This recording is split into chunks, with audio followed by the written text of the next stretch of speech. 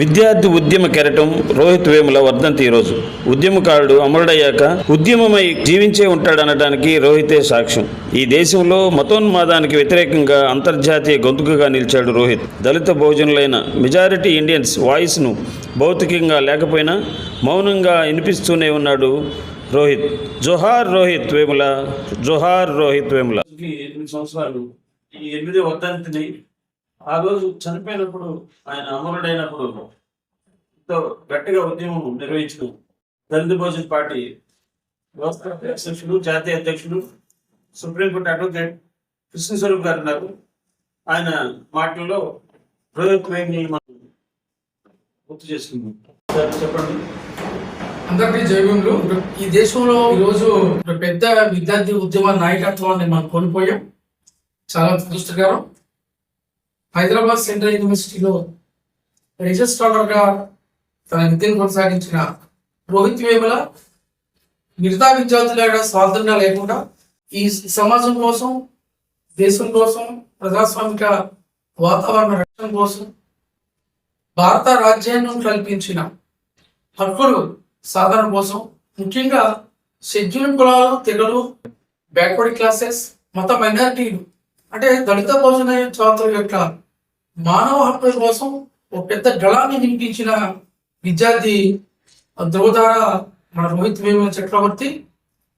ఆయన సరిగ్గా ఇదే రోజుని జనవరి 17వ తారీఖుని 2016వ సంవత్సరంలో హైదరాబాద్ సెంట్రల్ యూనివర్సిటీలో మరణించడం జరిగింది. తన మరణ వార్త యావత్ ప్రపంచాన్ని, భారత పార్లమెంటు సైతం స్తంభించిపోయింది. ఐక్యరాజ్య సమితిలో కూడా రోహిత్ వేముల పోరాటానికి, ఆయన మరణం మీద చలించిపోయి పెద్ద ఎత్తున తీర్మానం కూడా చేయడం జరిగింది. ఈరోజు అమెరికా, జర్మనీ, జపాన్, ఆస్ట్రేలియా వంటి దేశాల్లో కూడా ఐక్యరాజ్యంలో తీర్మానం చేశారు. రోహిత్ వేములని కేవలం కులం ఆధిపత్యం వలనే ఈ ఆర్ఎస్ఎస్ ప్రోత్సాహంతో, భారత ప్రభుత్వం, బీజేపీ ప్రభుత్వం ప్రోత్సాహంతో ఒక మంచి విద్యార్థి నాయకుడిని కోల్పోయారు. మరి తన తల్లి రాధికమ్మ యొక్క కన్నీటికి పిలిచారని చెప్పి ఐక్యరాజ్య సమితిలో తీర్మానం చేసి భారత ప్రభుత్వాన్ని కూడా నోటీస్ ఇవ్వడం జరిగింది. అందువల్ల దేశంలో కానీ మన రాష్ట్రాల్లో కానీ అనేక విద్యార్థి సంఘాల విద్యార్థి ఉద్యమాలు నడుస్తున్నాయి. ఆర్ఎస్ఎస్ సంబంధించిన ఆధిపత్య, వాళ్ళ రాజ్య మాఫియా రాజ్య నిర్మాణానికి వ్యతిరేకంగా, అసమానతల రాజ్యాంగం నిర్మాణానికి వ్యతిరేకంగా, కాషాయ రాజ్యానికి వ్యతిరేకంగా మనుషులంతా సమానమే, రాజ్యాంగబద్ధమైన అవకాశాలు, మరి అందరూ సమానమే ఉద్దేశం మీద రోహిత్ వేముల ఒక పెద్ద పోరాటాన్ని నిర్వహించడం జరిగింది.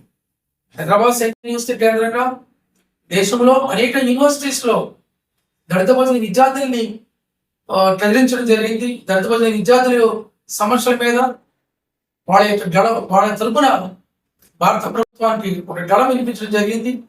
చివరికి ఉత్తర భారతదేశంలో ఉన్న యూనివర్సిటీస్ సైతం రోహిత్ వేముల పోరాటానికి మద్దతుగా సంఘీభావం కూడా రావడం జరిగింది. ఆయన చేసిన ప్రధానమైన లక్ష్యం ఏంటంటే ఆధిపత్య కులాలు, ఆధిపత్య వర్ణాలు, దళిత విద్యార్థుల మీద కుల వివక్షత, కుల అణచివేత దాడులు తీవ్రతరం చేస్తున్న దాన్ని ప్రశ్నించడం జరిగింది.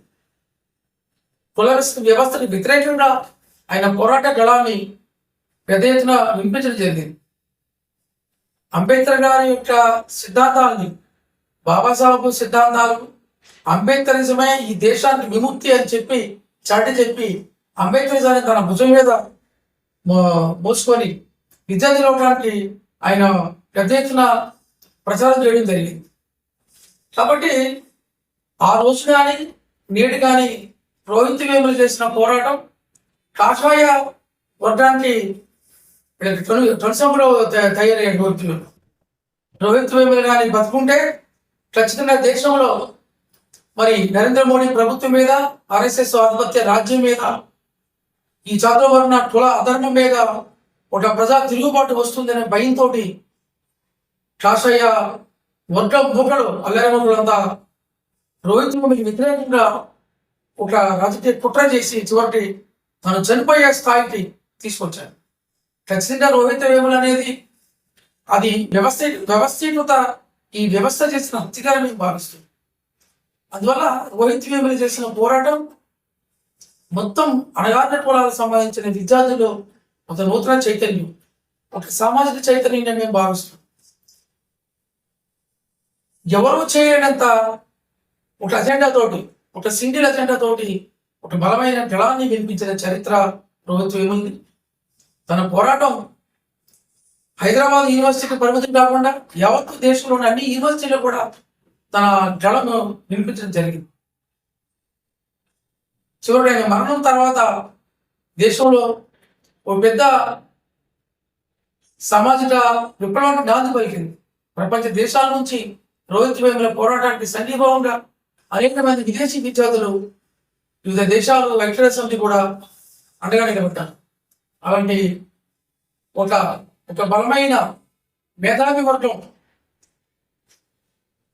తెలుగు జాతి కోల్పోవడం చాలా దురదృష్టకరం.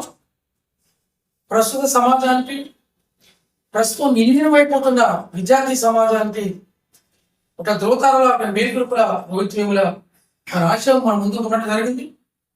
ఆయన జీవితంలో ఎవరి కోసమైతే, ఏ సమాజం కోసమైతే, ఏ లక్ష్యం కోసమైతే, ఏ హక్కు కోసమైతే, ఆత్మగౌరవం కోసమైతే పోరాటం చేశారో ఆ పోరాటాన్ని ముందుకు తీసుకుపోవాల్సిన బాధ్యత ఇప్పుడున్న విద్యార్థి యువజన సమాజం మీద ఉందని దళిత భోజన పార్టీగా మేము పిలుపునిస్తున్నాం.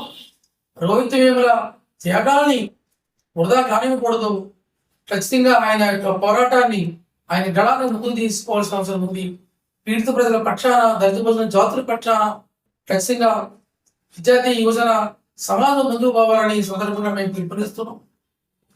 ఆయన ప్రధాన ఆశయం కాషాయ మాఫియా రాజ్యాన్ని రాజకీయంగా ఓడించాలి. మరి ఆర్ఎస్ఎస్, బీజేపీ, నరేంద్ర మోడీ రాజ్యాన్ని, వాళ్ళ ఆధిపత్య వర్గాన్ని రాజకీయంగా ఓడించడమే మరి రోహిత్ వేములకి మనం ఇచ్చే నిజమైన ఘనమైన నివాళిగా ఈ సందర్భంగా మేము పిలుపునిస్తాం. ఖచ్చితంగా నేటి విద్యార్థి యువజన సమాజం అంతా కూడా రోహిత్ వేముల చక్రవర్తి పోరాటాన్ని స్ఫూర్తిగా తీసుకోవాల్సిన అవసరం ఉంది. కాబట్టి రోహిత్ వేముల నేటి దళిత భోజన విద్యార్థి ఉద్యమాలకు ఒక ఐకాన్గా మనం రిసీవ్ చేసుకోవాల్సిన అవసరం ఉందని మేము దళిత భోజన పార్టీగా పిలుపునిస్తున్నాం. నేటికి కూడా తన బిడ్డ, తన కొడుకు మరణానికి కారణం ఎవరు అని చెప్పినా తన తల్లి రాధికమ్మ కన్నీళ్ళు కూడా ఈ దోపిడీ ప్రభుత్వాలు, ఈ రాక్షస ప్రభుత్వాలు తొడవలేకపోయాయి. మరి రోహిత్ వేముల తన తల్లి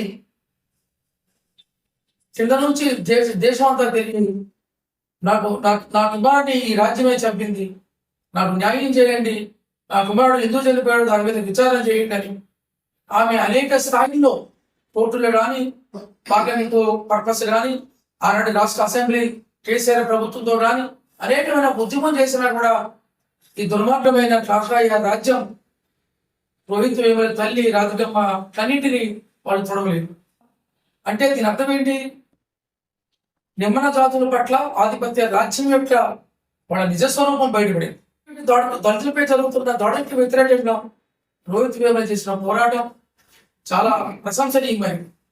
దళితుల ఆత్మగౌరవం, ముఖ్యంగా ఎస్సీలు, ఎస్టీలు, బీసీలు, మైనారిటీ జాతులు మొత్తం అందరూ కూడా ఐక్యత కావాలనే ఉద్దేశంతో కనీసం తన మరణం ద్వారా సరే ఈ నిమ్మన జాతులంతా కూడా చీలిపోయిన సమాజం, చీలిపోయిన ఈ జాతులన్నీ ఐక్యం అవుతారని ఆయన ఎంతో తన తగ్గించిపోయిన పరిస్థితి. రోహిత్ వేములకి అది జరిగిన అన్యాయం కాదు. ఈ దేశంలో, ఈ రాష్ట్రంలో యావత్ దళిత భోజన సమాజానికి జరిగిన అన్యాయంగా మేము భావిస్తున్నాం. అది రోహిత్ వేముల పోరాటం దళిత భోజన సమాజం కోసం, మరి రాజ్యాంగ హక్కుల కోసం పోరాటం భావిస్తున్నాం.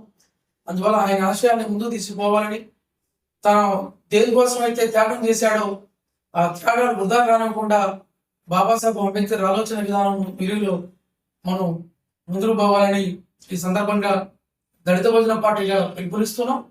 మరి రోహిత్ వేముల ఆశయాలు మనందరూ కొనసాగే సిద్ధంగా కావాలని పిలుపునిస్తాం. జోహార్ రోహిత్ వేముల, జోహార్ జోహార్ జోహార్ రోహిత్ వేముల, అమర్ రహే రోహిత్ వేముల, అమర్ హే అమర్ హే అమర్ రహే రోహిత్ వేముల, అమర్ హే అమర్ హే. సాధిస్తాం రోహిత్ వేముల ఆశయాలను, సాధిస్తాం సాధిస్తాం. జై భీమ్. జై భీమ్.